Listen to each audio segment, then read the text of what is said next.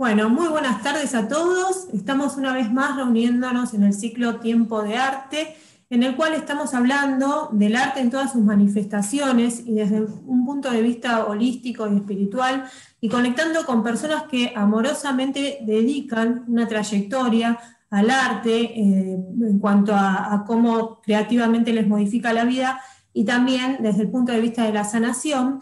Con lo cual, bueno, hoy nos está acompañando el licenciado Luis Formayano, que es psicólogo, artista plástico, es especialista en arte terapia, con 32 años de experiencia clínica y laboral, 16 años como arte terapeuta y 14 años como docente en su especialidad en diferentes instituciones educativas de formación en arte terapia. Por su compromiso social con la salud, el arte y la educación emocional, ha sido invitado para facilitar talleres y disertar en congresos en el país y en el exterior referidos al arte terapia como una herramienta de transformación profunda, generación de contenidos de sanidad y de mejora de la calidad de vida. Tenemos el honor de charlar con Luis, que generosamente vino a compartir todo su saber. Así que, bueno, un placer. Bienvenido, Luis. Gracias, María Eugenia. Gracias por la invitación. Tengo acá, yo le decía, tengo acá impreso el currículum de Luis con todo su desempeño.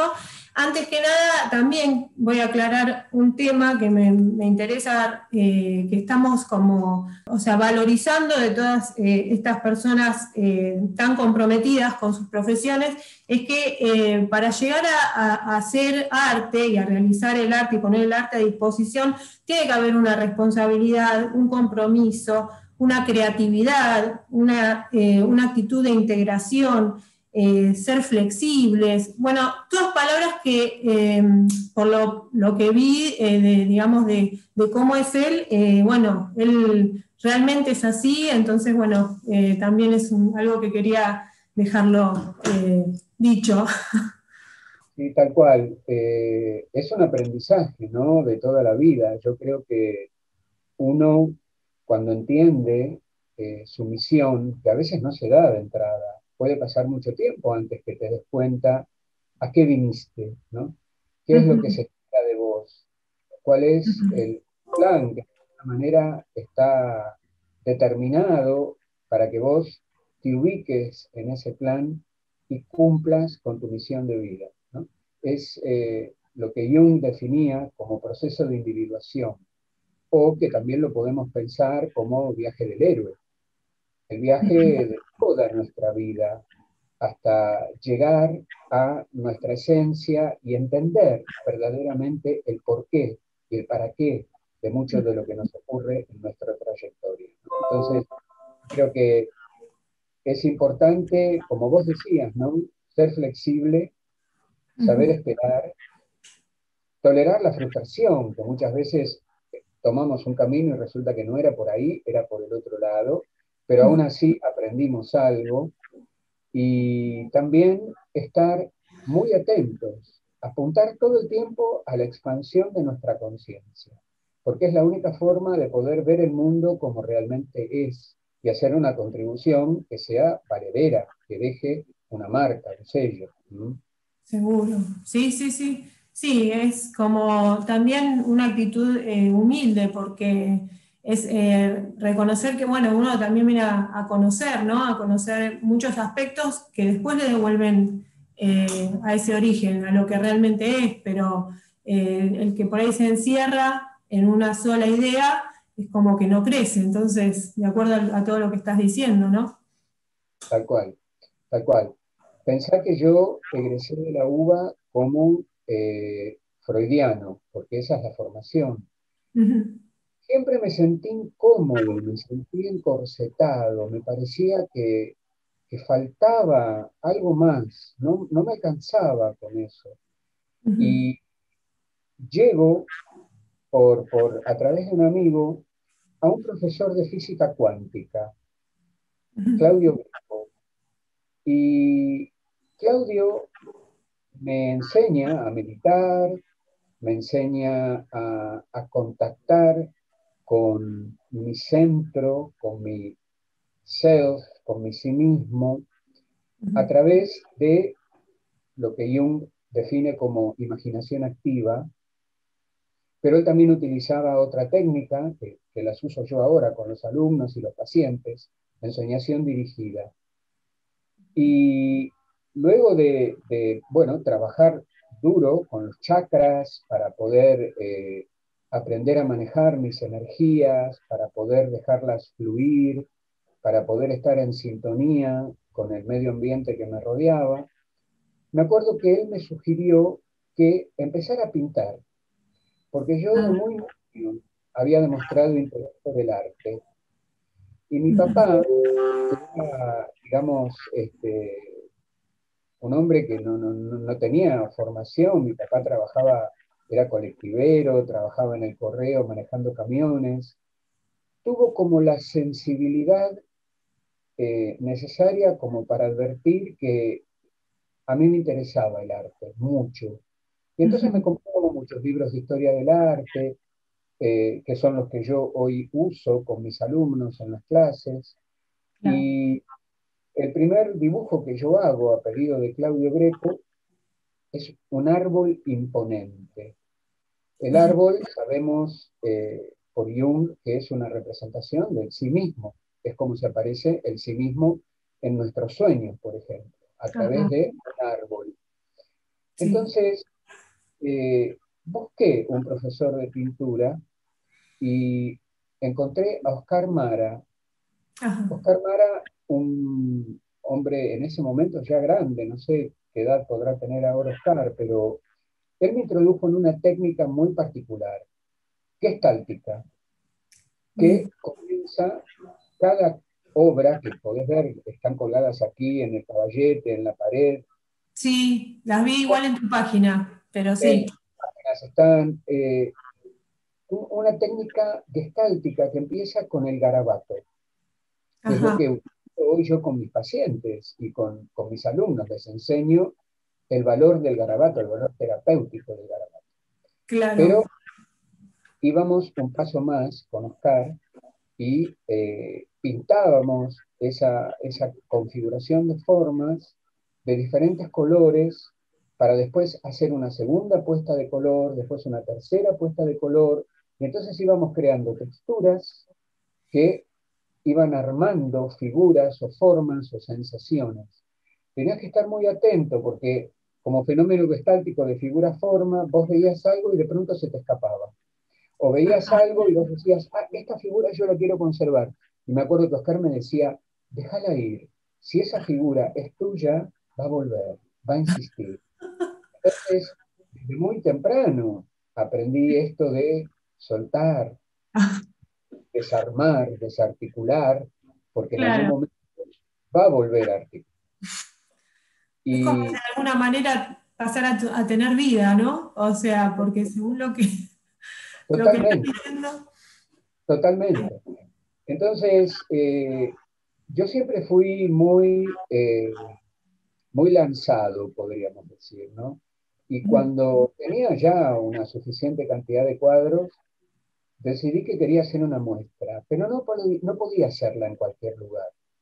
Tenía que ser en el pueblo en el que había nacido mi abuela paterna, mi Ah, abuela Ernestina. qué lindo. Un homenaje a ella, ¿no? Entonces, la muestra se llamó El viaje circular y gracias a la intervención de un amigo mío que vive en Italia, un amigo como un hermano, Rodolfo Palumbo, él consiguió en un pueblo cercano al de mi abuela, porque allí no había galerías, Ajá, eh, una iglesia que ya no funcionaba más como iglesia y que estaban reconvertiendo en galería de arte. Y ahí se realizó la muestra de pinturas dedicadas en honor a mi abuela Ernesto. Y yo pensaba, ¿no? Ella vino a Argentina con 22 años, en tercera clase, pasando hambre, huyendo del hambre, de su vida de campesina, a hacerse el América, ¿no? No se la hizo, pero ese era su ilusión. Y yo volvía casi 100 años después, cómodamente sentado, ¿no? En mi asiento de KLM, con mis pinturas en la bodega, para rendirle homenaje a esa mujer valiente. Y ahí sentí cómo tenemos que honorar y honrar a nuestros antepasados, porque en realidad estamos hoy acá porque ellos han estado en su momento en algún otro lugar, con sueños, con deseos, y eso se ha transmitido en genes, en células, a Sí, través de totalmente. a mis Sí. padres, y a mis padres ha llegado a mí, y yo quise poner esto en acción, porque podría haber pasado que hubiera ignorado ese deseo y que hubiera dicho, no, tal vez deba esperar, no, ese era el momento. Y Ujú. entonces, cuando terminó la muestra, yo dije, bueno, a ver, puedo seguir dando vueltas por acá. Y entonces viajé a visitar una amiga en los Países Bajos y a través de un contacto llegué a una galería en Delft, muy cerca de Ámsterdam. Ajá. Y esperaron que hiciera una muestra allí con un escultor holandés. Y Ujú. ahí comenzó inesperadamente una carrera que yo no tenía planificada para mí. En realidad, yo simplemente me dejé llevar por lo que era mi intuición y también por lo que era mi necesidad de transmitir un mensaje a través de mi obra. Ujú. El artista eh, no nace. Yo creo que el artista se hace cuando descubre que tiene la sensibilidad para poder ayudarnos a expresar un mundo en la pintura, por ejemplo, ¿no? Que es mi caso. Claro. Claro, y esto de haberte conectado con tu origen en el sentido de, inclusive con tus raíces, ¿no? Con tu familia, de alguna manera también te habrá llevado a, o sea, una cosa fue llevando a la otra, ¿eh? Eso también, ¿no? Que son como esas sincronías que se van dando, que llegaste a un lugar y se despertó esto de merodear por ahí cerca, ¿no? Casualmente y hasta que diste con esto, que también tenía que ver con algo, porque cuando algo te pega fuerte, así desde el corazón, es como que se siente, ¿no? Como esa pulsión de seguir por ahí, me Exactamente, imagino. exactamente. Porque además, y acá también, ¿no? Citando a Jung, porque, bueno, después voy a contarte cómo llegó a Jung. Eh, el artista en realidad trae un mensaje, porta un mensaje a través de su obra, puede ser escrita, pintada, puede ser musical, donde trata de que la conciencia colectiva se anoticie de algo que en ese momento no está viendo. Por eso digo que se hace porque primero obedece a su deseo y por el otro lado recibe algo que no puede negar. Y Mm, entonces, muchas veces cuando pintaba, yo sentía que no estaba pintando yo, que estaba siendo como dirigido, entre comillas, por algo muy superior a mí, que quería que entregara alguna clase de mensaje. Que los claro, mensajes de mi obra son siempre referidos a los avatares del ser humano, a la muerte, a la vida, al paso del sí, tiempo, a la vejez, sí. cuerpos que de pronto son esplendorosos, pero que un día van a dejar de ser, aceptar el paso del tiempo, aceptar los cambios corporales. Yo creo que mucho de eso tiene que ver con los mensajes de lo que yo pido. Claro, claro, sí. Sí, yo lo que vi así en toda la obra es como, bueno, esa característica bastante escorpiana, porque bueno, también lo tenés como ascendente, donde se ve esos contrastes y esa pasión como una cosa fuerte, intensa, donde se van viendo distintos aspectos de las realidades de todos los seres humanos, ¿no? O sea, que vamos pasando en distintas instancias de la vida, a veces representados a través de situaciones o de mujeres o de hombres, pero es como que sí, se van viendo todos esos pasos, esos caminos que se van transitando, que por lo general nos tocan a todos.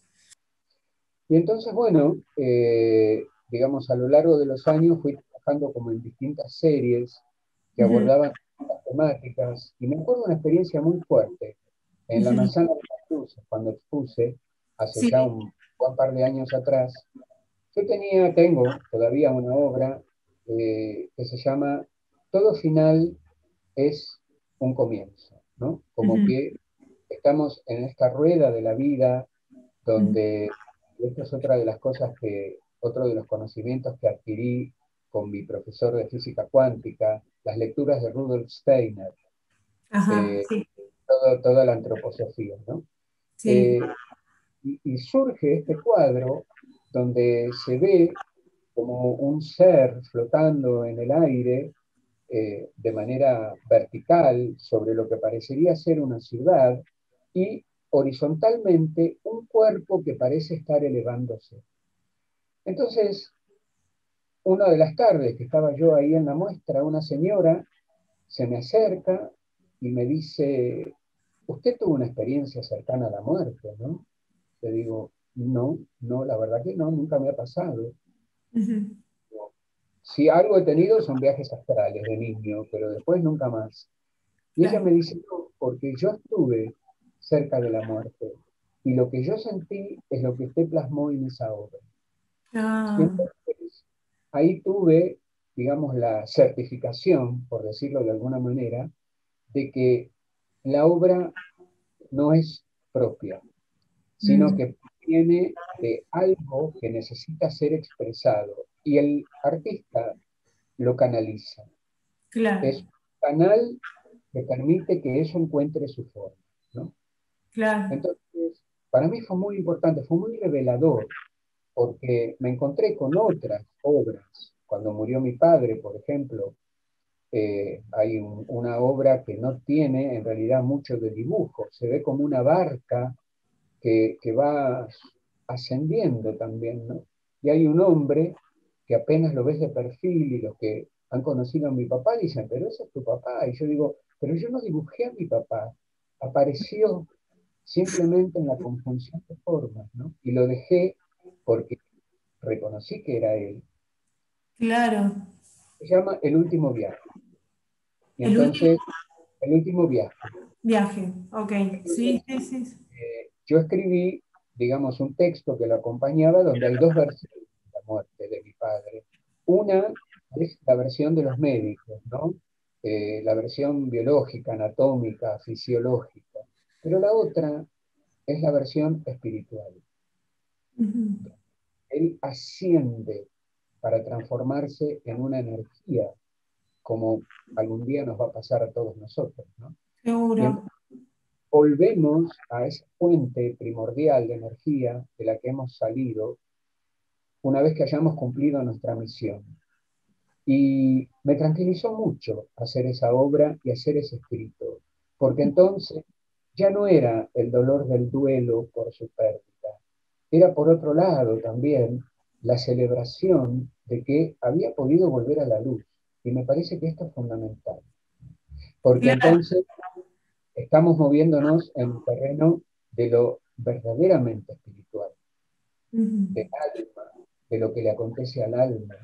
Y por ujú. eso mi entrada a la psicología junguiana, porque trata los temas del alma, el viaje del alma a lo largo de la vida, cómo el alma, el espíritu, están por encima de todo lo espúreo, de todo lo nimio, realmente nos ayudan, si podemos contactar con esa parte tan profunda, a realizar nuestra misión de vida. Y esto es, bueno, esto es maravilloso. Seguro, sí, sí. Sí, por un lado, de esto que dijiste, de que de alguna manera como que uno canaliza algo que no es de uno cuando está haciendo arte, bueno, la palabra que me salía es transpersonal, ¿no? Como que ya supera la barrera del individuo. O sea, va hacia una, va con, el mensaje va emitido en otro sentido, me parece, a otras personas, a otros seres, a integrar.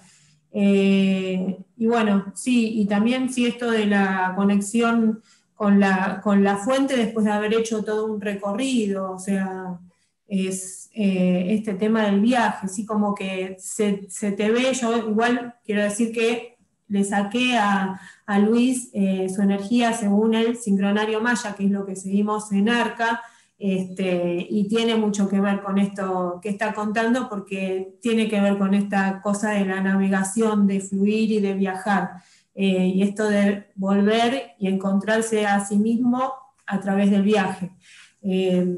Bueno, no sé si querés contar algo del viaje o vamos por orden con las preguntas, igual más o menos. Perdón, yo empecé a hablar y, viste, como que me posiciono, ¿no? Pero no, hagamos la pregunta. ¿No?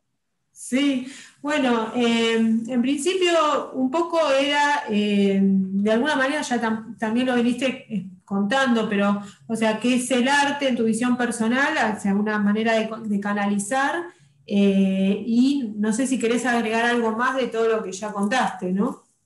Sí, yo creo que el arte es la herramienta por excelencia para poder acceder a nuestro conocimiento. Por eso elegí el arte terapia Claro. como una manera no invasiva, no agresiva y muy creativa de poder entrar en contacto con las partes más profundas de nuestra personalidad a través de la representación plástica en mi. Claro. Entonces, creo que no podría concebir una vida sin arte. Para mí no tendría razón de ser. Yo creo que el arte nos ayuda precisamente, no solamente a expresarnos, sino que también nos ayuda a crecer como seres humanos.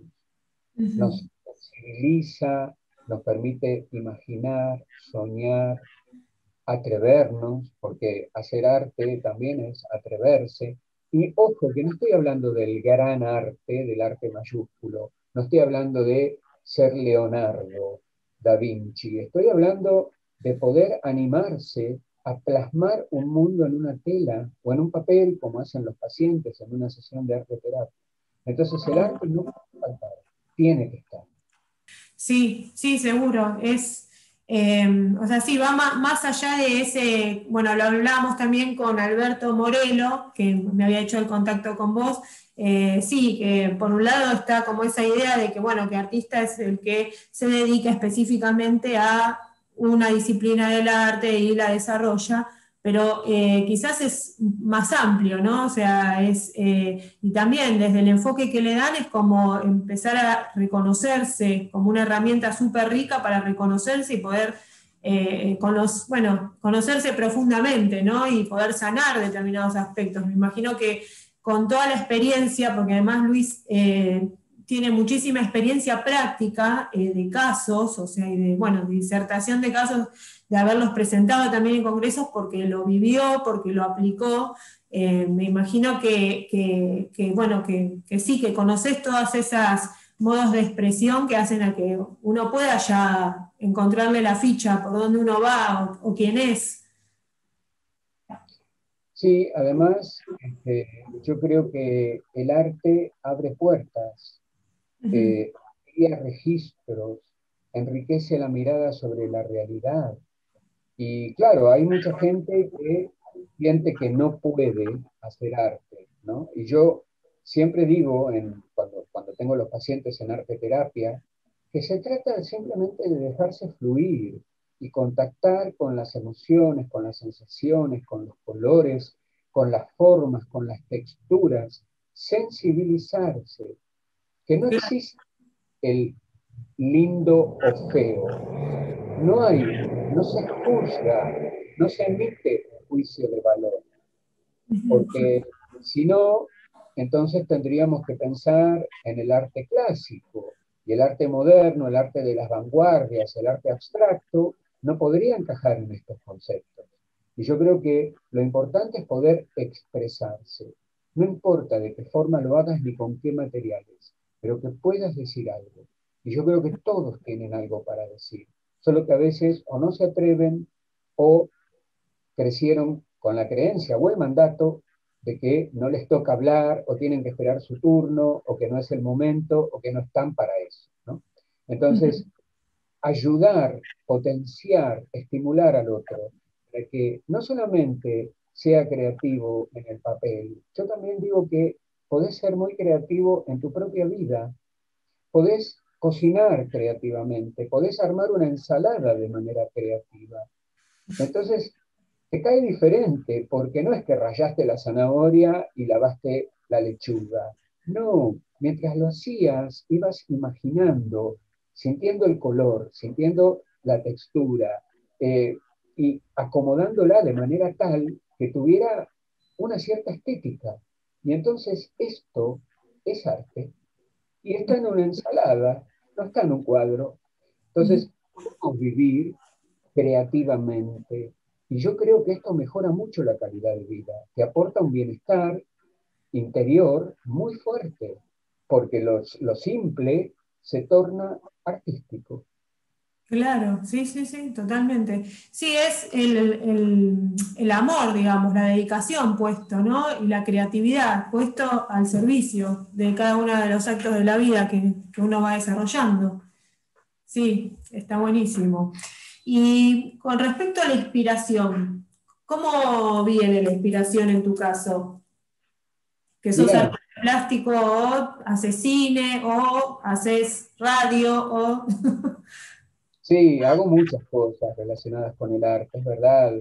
Codirigí un cortometraje cuyo guión yo escribí, compuse la música, porque yo de niño estudiaba guitarra, solfeo y teoría. Entonces, si bien fui perdiendo la escritura musical, canté el tema a capela y logré que le compusieran la música que yo deseaba.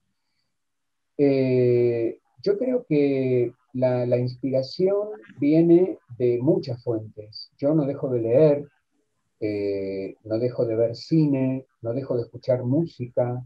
Y a través de los años ha habido mucha música, mucho cine, mucha lectura, de todas partes. A mí me gusta, bueno, mucho el cine ruso, el cine checo, el cine polaco, el cine de los países del este.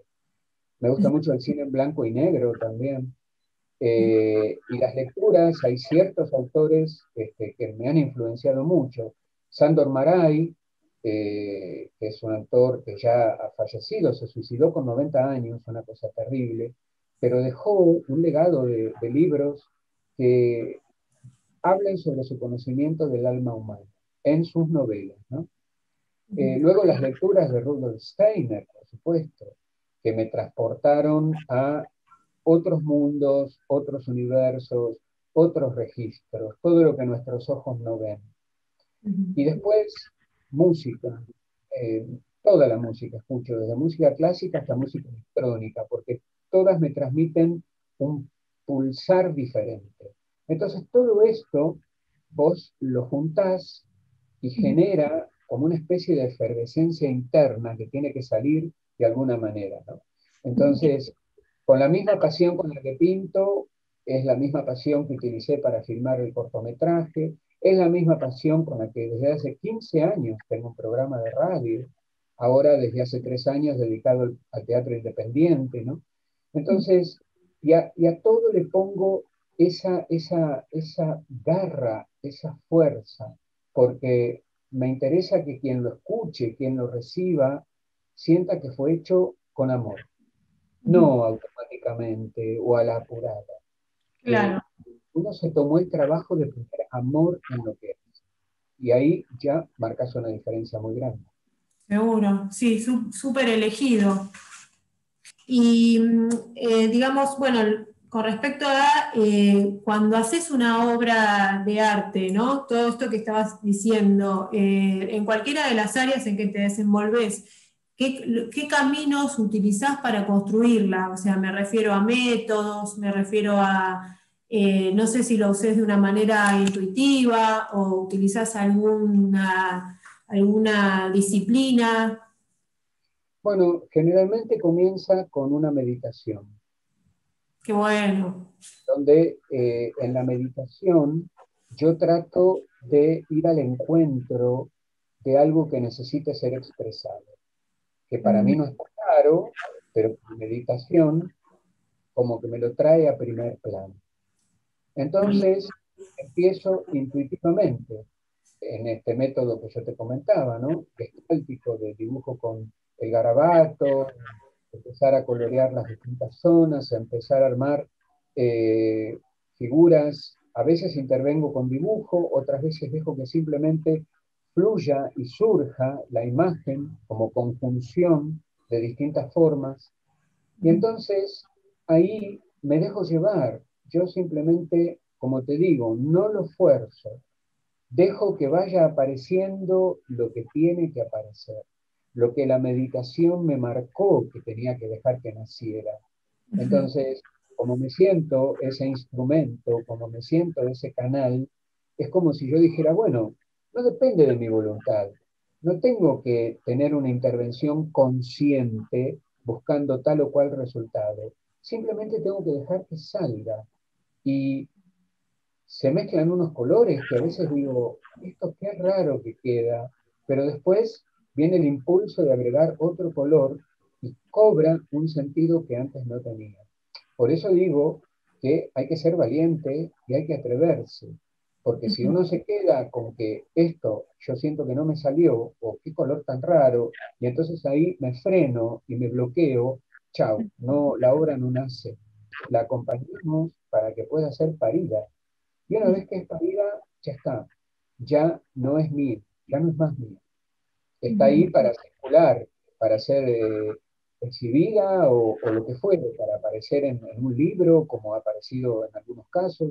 Entonces, yo creo que el proceso creativo es un proceso al que hay que respetar y hay que dejar que tome su propio tiempo, porque la creatividad tiene un tiempo que es propio, y esto lo dice bien el doctor Fiorini, está fuera de la medición del tiempo tal cual lo conocemos.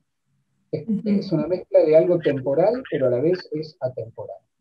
Claro, sí, lo único que podés llegar a controlar es generarte el espacio para hacerlo y la disposición. Después, de ahí en más, es lo que salga, lo que tenga que salir. Exactamente. Claro, o sea, después es como que, bueno, la mente así racional, así como la tenemos, bueno, esa pasa a otro plano, ya está, va por otro lado. Sí, totalmente.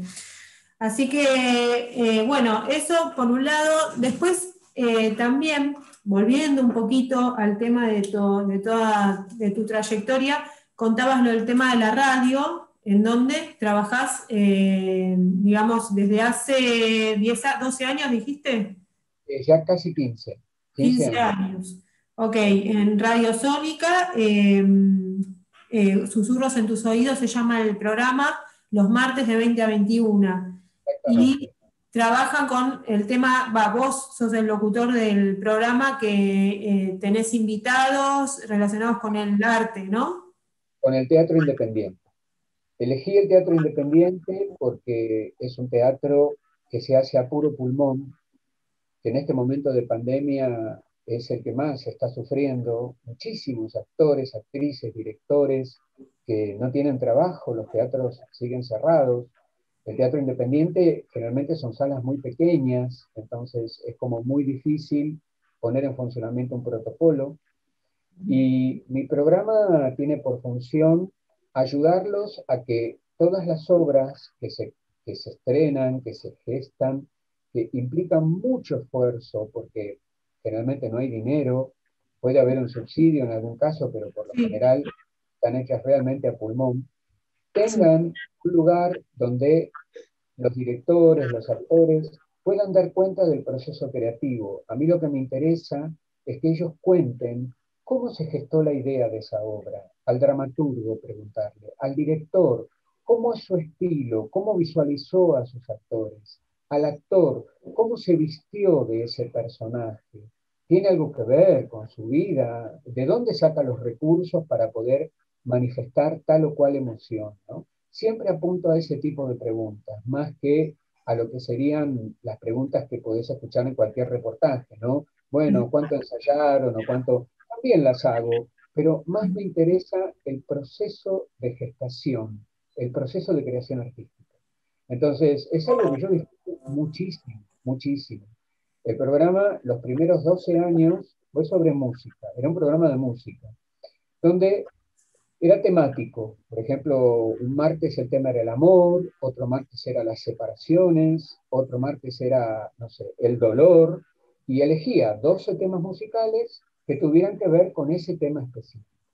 Entonces yo hablaba y me echaba algo de teoría, alguna poesía, digamos, que fuera interesante, que no fuera un programa solo de música, que también te ayudara a entender un poco qué es el amor, qué es el dolor, qué produce una separación.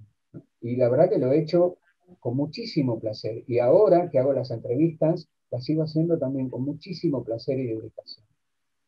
Claro, sí, precioso. O sea, muy lindo el enfoque, digamos, porque si no, no es desde lo que se ve a simple vista lo que te puede contar alguien sobre su desempeño, sino más desde algo sentido, ¿no? O sea, al momento de generar un personaje, cómo se identifica. Bueno, sí, no, yo no sé mucho de teatro, pero me parece que está buenísimo, es el lugar más empático, ¿no? Como entrar en ese ser que está interpretando ese papel.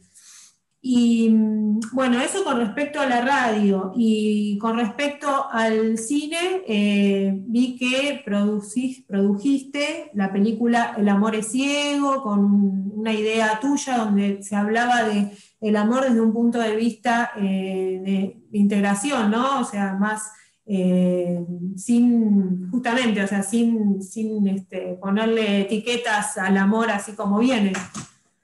Exactamente, había surgido en mí esta idea de una historia de amor entre dos hombres, uno de Ujú. los cuales es no vidente. Se conocen por internet y el día que se encuentran, claro, uno se lleva la sorpresa porque no sabía que el otro no veía.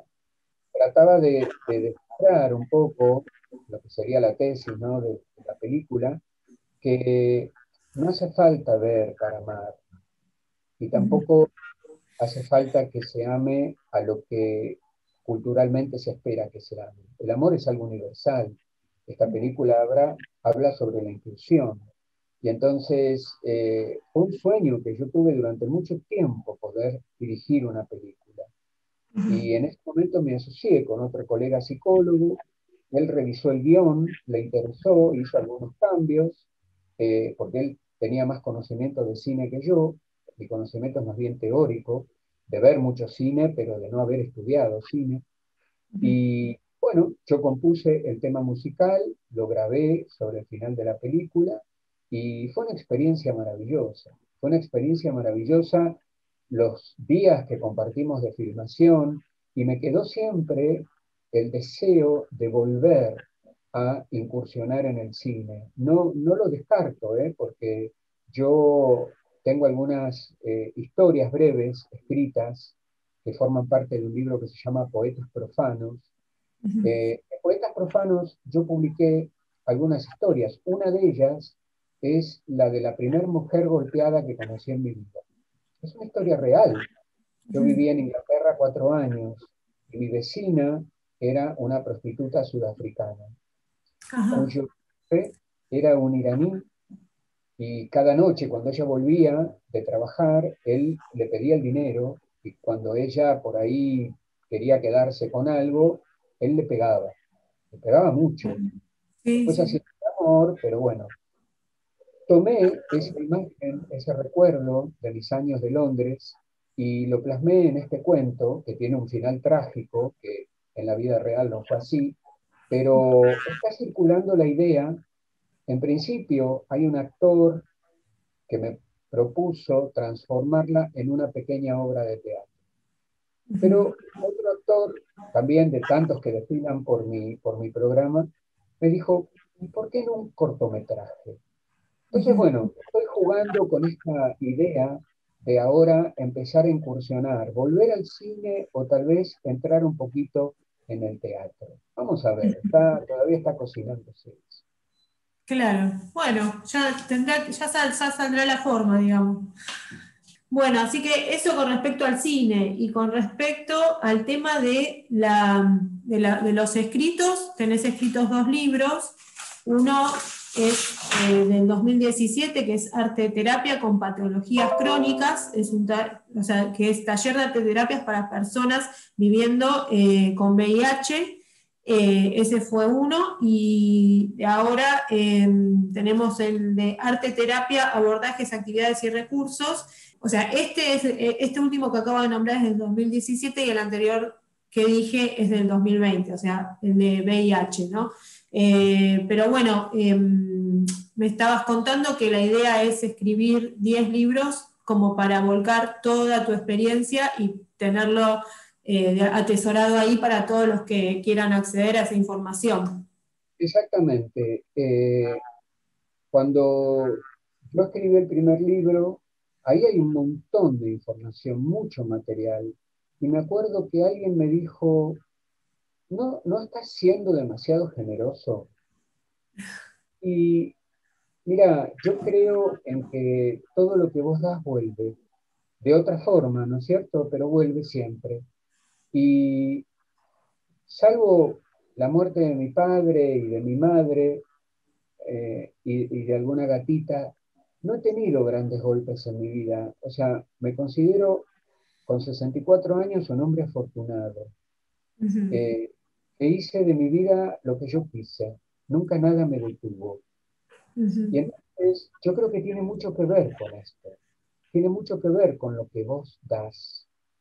Porque Claro, vos, y como yo siempre le digo a mis alumnos, el conocimiento no le pertenece a nadie. El conocimiento no es mío.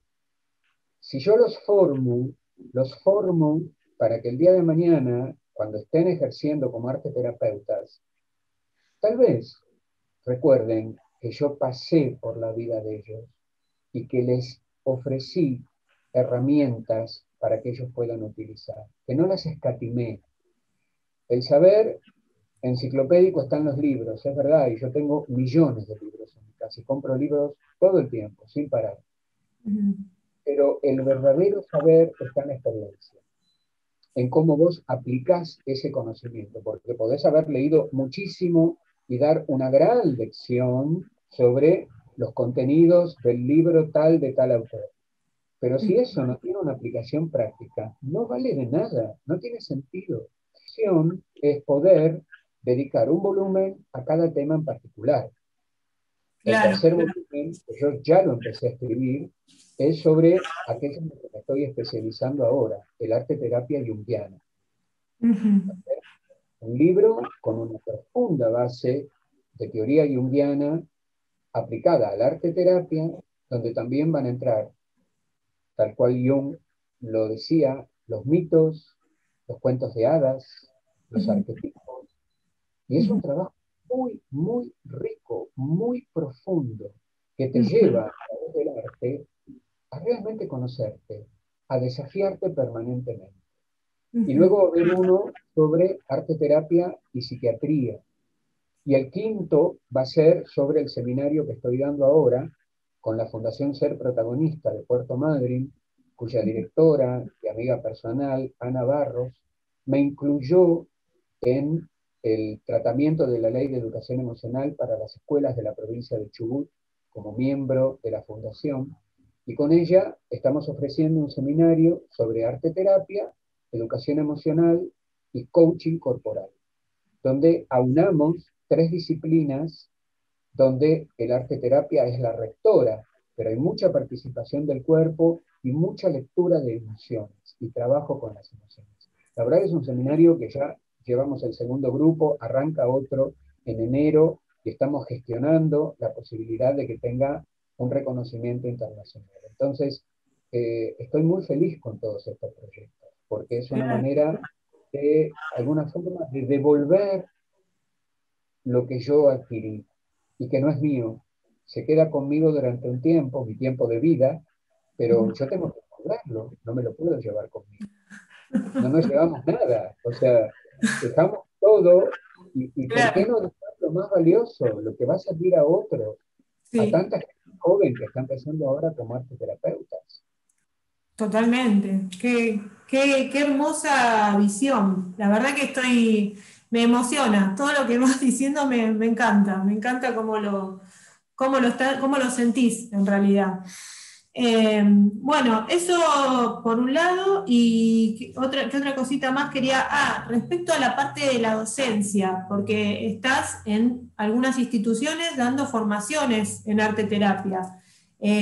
Si podés recomendar para el que le interesa, digamos, para empezar a aprender y formarse, para trabajar como arte terapeuta, ¿a dónde puede recurrir? Yo estoy en tres Por formaciones. ejemplo. Estoy en tres eh, eh, cada persona evaluará la que más le convenga, ¿no? Una es el Centro de Arte Terapia Centrar, cuya Ujú. directora es Judith Mendelssohn. Ajá. Eh, Allí, con Judith, venimos de una larga trayectoria porque hemos sido fundadores de la Asociación Argentina de Arte Terapia. Ujú. Luego estoy en la Escuela Argentina de Arte Terapia, que dirige Alejandro Reising, y también he vuelto a la Fundación Jung, Ujú. donde todo mi recorrido docente. Lamentablemente, su director, Horacio Gilevich, falleció de coronavirus en abril de este año, una pérdida enorme la de Horacio. Uh, sí, sí, sí. Y bueno, la formación continúa online, un poco, bueno, no sé, cada uno haciendo el duelo a su forma.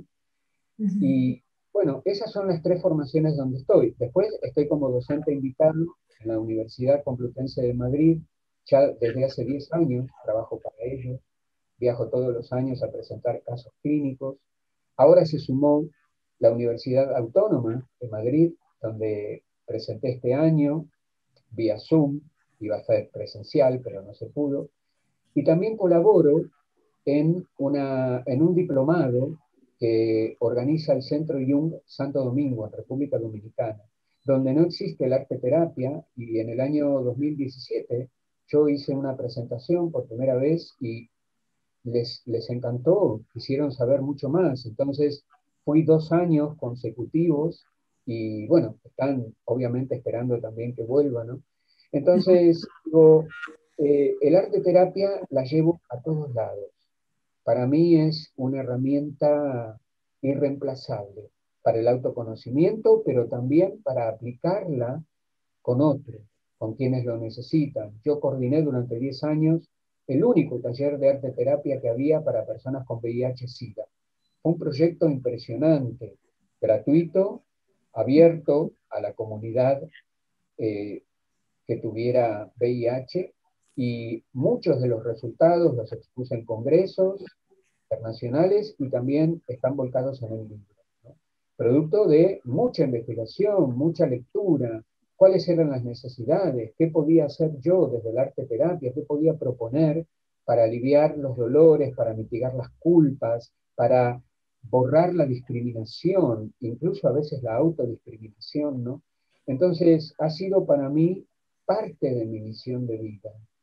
Y lo digo desde un lugar eh, humilde, porque realmente no, lejos de ser un profeta o un mesías, pero creo que hice un pequeño aporte que ayudó y sirvió. Y es el día de hoy que muchos me recuerdan, que muchos me contactan. Con algunos de los integrantes soy ya un viejo amigo, y es una sensación maravillosa, porque independientemente de todo, lo mismo que los 6 7 años que tengo de experiencia con pacientes psiquiátricos, yo no veo la etiqueta, yo no veo lo que le pegan en la frente. Yo veo el ser humano que adolece de algo, que sufre por alguna razón. No me importa cuál es el cuadro, cuál es el diagnóstico o qué es lo que dice el médico que tiene. A mí me importa que es un sujeto que sufre, un ser humano que sufre y necesita que lo escuchen, que lo acompañen, que alojen su sufrimiento y que lo ayuden a expresarse a través de una herramienta tan maravillosa como es el arte. Entonces, Claro. desde ese no es un trabajo, Ujú. es algo placentero, es parte de, bueno, mi misión de vida, ¿no? Esa es mi misión. Sí, y también lo que me acuerdo, o sea, que me quedó grabado de la entrevista que vi que te hicieron, que contaste algo de cuando eras chico, que tenías un vecino un niño que siempre, con el que estaba siempre, que era sordo. Si querés contarlo. Sí, sí. Yo vivía en una vieja casa chorizo de Parque Patricio con mi papá, mi mamá y mi abuela. Y teníamos un patio, como en nuestras casas de ese entonces, todavía las hay algunas, donde en la otra parte del patio había habitaciones de otras familias. Y esta familia tenía un hijo era sordo-mudo. Eh, Al menos yo tenía dificultades, no escuchaba y tampoco podía hablar, obviamente. Entonces, me acuerdo que en invierno muchas veces lo arropaban todo y lo sentaban en el patio con sus juguetes al sol, para que jugara. Y yo lo veía ahí solo y pensaba, sabiendo que él no escuchaba, y pensaba, y yo también chiquito, porque teníamos la misma edad, ¿cómo debe ser? ¿Cómo debe, qué infancia es esta que él está viviendo? Me llama la atención, ¿no? De tan niño haber tenido semejante pensamiento. Y automáticamente yo salía y me sentaba frente a él y entonces empezaba a hablar modulando muy lentamente con los labios para que él aprendiera a leerlo. A mí no me lo había enseñado nadie. Yo ni sabía que esto se hacía. Me salía intuitivamente. Por eso digo que no somos estos que la gente ve, somos algo más, una sumatoria de entidades que muchas veces nos ayudan a poder hacer algo por el otro desde un lugar diferente. Y él empezó a comunicarse conmigo a través de esto, que no era lenguaje de señas, era simplemente que él leyera mis labios. Y cuando años después empezó a ir una fonoaudióloga para tratar de recuperar su dicción y poder hablar, y le hicieron además estudios más complejos. El hijo no quería ir solo, yo me volví como su acompañante terapéutico. Yo era un nene, teníamos en ese momento 6 años, 7 años, y yo iba contento, porque realmente había experimentado una infancia que yo no tuve. Yo tuve una infancia de algodones, dentro de situaciones y yo diría la cierta pobreza, ¿no? En la que vivíamos, tuve una infancia de... Y este chico tuvo la oportunidad de comunicarse y de jugar y de compartir conmigo tantas horas.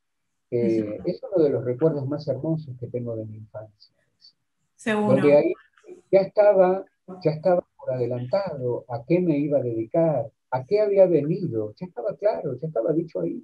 No podría haber sido otra cosa, no podría haber sido ni arquitecto, ni ingeniero, ni todas esas cosas que muchas veces la gente por mandato termina estudiando y después son terriblemente infelices.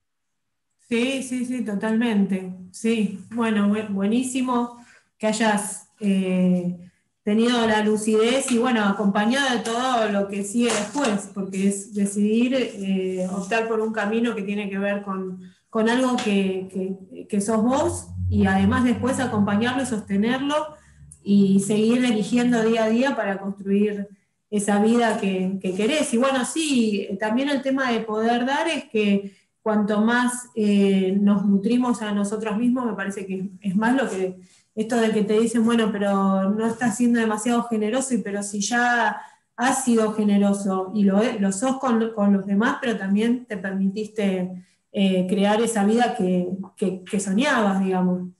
Así que sí, eso me parece que va por ahí, digamos. Así que, bueno, eso por otro lado también quería saber, después, o sea, con respecto a los abordajes, y también veo escritos que has subido a la página, como que detallas mucho cada uno de los temas y las patologías, o sea, es como que veo que el arte terapia lo cruzás en todos los aspectos, en todas las patologías habidas y por haber, has hecho talleres y lo has abordado desde grupos, donde se han tomado cada uno de esos puntos, digamos, en común para los grupos, ¿no? O sea, como un elemento que va en todos los ámbitos. Y con el tema de la terapia, pero individual, ¿vos te estás teniendo pacientes ahora en cuarentena en forma individual y cómo lo manejás? Por Zoom o por Skype, Ujú, todavía no entré a la atención con protocolo en consultorio. Este es mi consultorio, ¿no? ujú, Como verás, de la época que yo trabajaba con niños y adolescentes, bueno, hay títeres, hay muñecos, hay de todo, ¿no? ujú. Por ahora me manejo por Zoom y por Skype. Obviamente, es muy agotador, es muy impersonal, y sobre todo si el paciente se quiebra y no podés hacer nada, porque vos estás de este lado de la pantalla y yo no puedo tocar la pantalla para que el paciente se calme, porque si Claro. ocurre esto acá, yo a mis pacientes les doy un abrazo o les Ujú. tomo la mano, establezco esa comunicación, respeto su emoción, la acompaño en silencio, pero la acompaño corporalmente. Porque Claro. en el momento en el que a uno le duele algo, le duele el alma y llora, o le duele el corazón y llora, uno se siente desolado, se siente muy solo. Y sentir que hay una mano a tu lado que se apoya sobre tu hombro o que te toma la mano, a mí me parece que es fundamental. Somos Ujú. humanos, necesitamos esto y no hay que Sí, sí, sí. negarlo. Por eso digo que jamás hubiera podido ser un psicoanalista ortodoxo. Eso para mí no sé, no entra en mi esquema mental. No le pones el afecto, si no le pones la calidez, el acompañamiento. Ujú. Nunca dejando de respetar, por supuesto, el marco teórico desde el que trabajás, ¿no? Y las herramientas que vos ponés a disposición del paciente. Pero un humano escuchando a otro humano. Eso es lo que siempre tengo como regla presente y que trato también de que mis alumnos lo lleven como mensaje. Siempre estamos frente a otro ser humano y lo comprendemos desde nuestra humanidad. Y es una humanidad que adolece de algo, por eso viene a vernos, a pedirnos ayuda. Entonces, tenemos que abrir nuestros brazos y poner nuestro conocimiento al servicio de su bienestar. Y desde Seguro. ese no te podés equivocar nunca. Ujú. Sí, y utilizás todos o sea, estando en forma presencial, utilizás todos los recursos que tenés como de contención. Lo que pasa es que, claro, bueno, con el tema este y por ejemplo, de la música, hablando con un músico, ¿no? En estas entrevistas, decía que no es lo mismo la música en vivo por lo que emite como vibración en el ambiente que cuando uno escucha un CD. Entonces, también a nivel humano me parece que hay algo de eso, que alguien que está teniendo una conversación sentados tomando un té cada uno en el mismo espacio, se genera una serie de cosas, de aspectos que por ahí no somos muy conscientes, pero que tiene que ver con eso, esa dedicación y estar presente. Más allá de que la virtualidad se puede hablar y uno puede, digamos, intercambiar y bueno, la comunicación sigue existiendo, pero hay algo de adicional en esto de encontrarse personalmente también. Y mismo el clima que se genera y los olores, o sea, es todo, me parece, es algo que es más sensorial también. Sí. Totalmente. Lo mismo que yo en las clases, cuando les hago hacer una ensoñación dirigida, generalmente hay un aroma en el aire, hay una música muy suave, mi voz baja hasta estar en un nivel que te adormece. Ujú. El otro día hice una ensoñación dirigida online para el grupo de arte terapia, coaching y educación emocional. Y yo sentí que no era lo mismo, me sentí como incómodo. Lo hicieron, pusieron toda la mejor onda las alumnas, pero realmente yo sentí que estaba faltando esa presencia, escuchar las diferencias, las vibraciones ínfimas de la voz, que el micrófono no te las toma. Y además, bueno, estar cada una en su lugar y yo acá, y era como muy raro, muy raro. La verdad que no, no termino de acostumbrarme a esto, ¿no? Pero bueno, es lo que tenemos y agradezcamos, porque cuando fue la gripe española de 1918 no había nada, no había internet, no había celular, no había nada. Ahora por lo menos tenemos esta posibilidad, ¿no? Claro, sí, sí, por lo menos está esta alternativa de por lo menos seguir en comunicación, tal cual. Aunque sea un poco limitada, pero bueno, está bien. Bueno, y ahora lo que me gustaría saber, para ir un poquito cerrando, digamos, si bien es como muy vasto todos los temas que desarrollás y da para seguir abriéndolos, pero eh, esto vos hablabas de la misión, si querés cerrar tu idea sobre cuál es tu aporte y tu misión para esta vida, en esta vida, y yo te digo desde el sincronario de 13 lunas también lo que veo. Yo siempre le decía a mi papá que eh, le preguntaba, ¿no? ¿Qué pasa cuando extingue un apellido? Me acuerdo, mi viejo no tenía la respuesta. Eh, Tal vez no haya respuesta, no lo sé. Acá en Argentina el apellido empezó con la llegada de mi abuelo y que bueno, que luego vino mi abuela y tuvieron a sus hijos, entre ellos mi papá. Han ido muriendo todos, todos, y quedé yo solo. Yo soy el último. Ujú, Entonces yo le decía, bueno, mira, aunque no me la puedas contestar la pregunta, yo no quisiera que el nombre se perdiera, así, que se evaporara en la historia. No lo digo desde el lugar del prócer, ¿eh? O desde el lugar de la estatua. Lo digo desde el lugar de, ah, esa familia, sí, dejaron una marca. Los recordamos hoy por la marca que dejaron. Bueno, están los cuadros, están los libros, están las enseñanzas, están lo que yo entiendo, le inculco a mis alumnos, lo que se llevan mis pacientes, son pedacitos míos, puntos de vista, sentires, ujú, saberes, sí. y eso es mi misión. Como si te dijera, tenemos una gran bolsa de semillas y le entregamos a cada uno que interactúa con nosotros una semilla. Plantala, cuidala, regala, y algún día esa semilla va a ser tu árbol. Y de entre todas las cosas que ese árbol tenga, va a haber una ramita o una hojita que tal vez sea yo, una contribución a tu bienestar.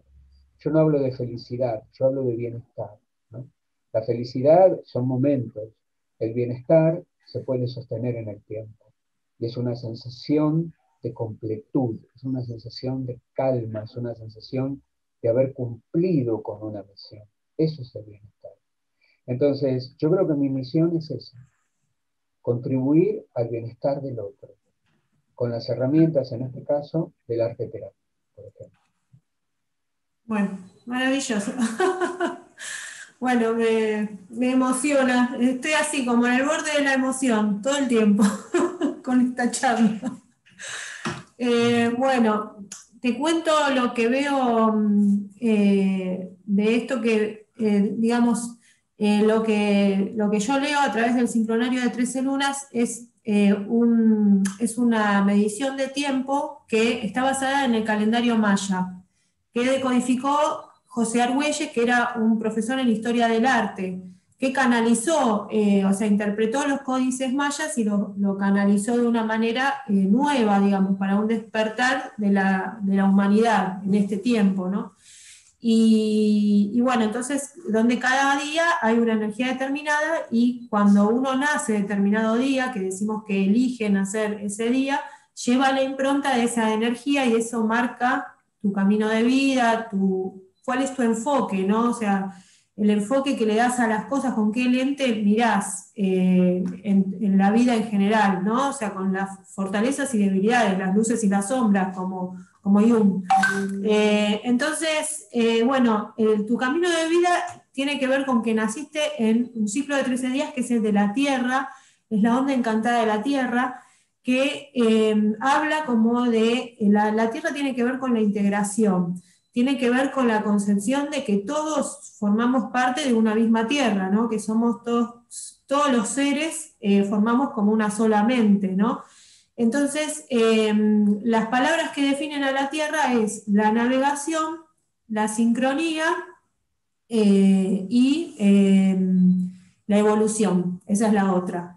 Entonces, las personas que nacieron en Onda Encantada Tierra son personas que tienden a, o bien, o se cierran y no escuchan, porque además la Tierra tiene que ver con la receptividad y la escucha, o se abren a fluir con cada uno de los pulsos, ¿no? Por dónde seguir, o sea, para ir avanzando. Tiene que ver con comprometerse, con escucharse, ¿no? O sea, es escuchar hacia afuera y también escucharse a uno mismo. Entonces, ese vendría a ser el propósito de ese camino de vida, o sea, integrarse con todos los seres de la Tierra, y por eso esa visión integradora, donde no, la idea es no quedarse estancado, e ir fluyendo, ir navegando para conocerse, y vos naciste en el día 5 de ese ciclo, que tiene que ver con se llama, la energía de ese día que se llama Kin, es la del dragón, dragón 5 o dragón entonado, que habla como de un camino que también es de color rojo, o sea que el arquetipo vendría a ser o sea, siempre trabajamos con arquetipos que son los que de alguna manera nos ayudan a entender cuál es el mensaje o el aprendizaje de vida en cada caso. Entonces, el dragón es la fuente del conocimiento. O sea, las personas dragón son como maestros que vienen a entregar un conocimiento y a su vez también desde un lugar desapegado, ¿no? O sea, enseñar, compartir lo que uno tiene, pero también a su vez también nutrirse, o sea, volver al inicio, ¿no? O sea, tanto damos como recibimos, como cuidar ese flujo. Son personas que son iniciadoras, que son emprendedoras, y todos los ven desde ese lugar así como de cuidado, o sea, bueno, tan que lo veo en vos, o sea, esa cosa de ser cuidadoso y empático. Y digamos, el día 5 habla del poder personal, o sea, son personas que vienen a empoderarse a través de ese registro interno, de ese cuidado interno, de ese volver a la fuente del conocimiento, a través de toda esta navegación que es la de la Tierra, ¿no? El ciclo de 13 días en el que naciste. Y el último día, yo estoy acá con la brújula que me va marcando los 13 días, el último día es el de el de la luna, que habla de entregar al mundo una purificación emocional. No sé si te suena con la educación emocional. Claro, sí, sí, sí, Claro, totalmente, totalmente, claro. totalmente. Porque el trabajo con las emociones para mí es un trabajo necesario, que han quedado como a veces dejadas de lado, ¿no? Porque se le ha dado mucha preponderancia al pensamiento, a la razón y a la disquisición y a la construcción de teorías, que sí, por supuesto, son importantes, pero no nos olvidemos que sentimos también, ¿no? Y que las emociones en realidad marcan el ritmo de nuestra vida.